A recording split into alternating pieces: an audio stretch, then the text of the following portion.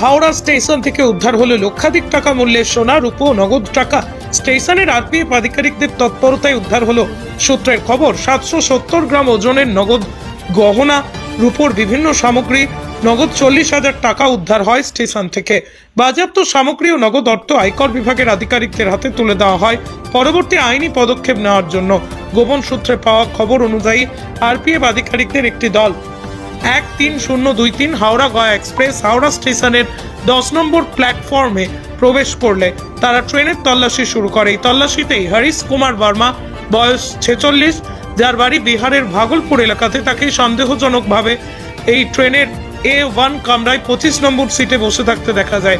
আধিকারিকরা তাকে প্রশ্ন করতে শুরু করলে এই সকল সামগ্রী তার থেকে উদ্ধার করা হয়। উদ্ধার হওয়া সামগ্রীর মধ্যে রয়েছে সোনার লকেট, রিং, চেইন, কানের দুল, হাতের চুড়ি, যার মোট ওজন 769.9 গ্রাম, যার খোলা বাজারে আনুমানিক মূল্য 60 লক্ষ টাকার অধিক। এছাড়াও 3টি রূপোর মূর্তি উদ্ধার হয়, যার ওজন 385 গ্রাম। এছাড়াও নগদ 40,000 টাকা উদ্ধার হয়। তার কাছ থেকে 2টি কাঁচা রসিদ পায় আধিকারিকরা, যা এই সকল দ্রব্যের আইনত বৈধতাকে প্রশ্নের মুখে ফেলে। এই ধৃত ব্যক্তির মোবাইল ফোন, সিম কার্ড বাজেয়াপ্ত করে আরপিএফ আধিকারিকরা।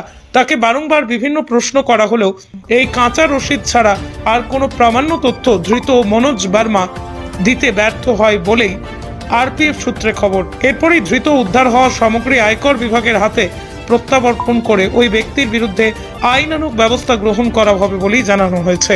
তার সঙ্গে অন্য কেউ যুক্ত আছে কিনা তাও খতিয়ে দেখা হচ্ছে।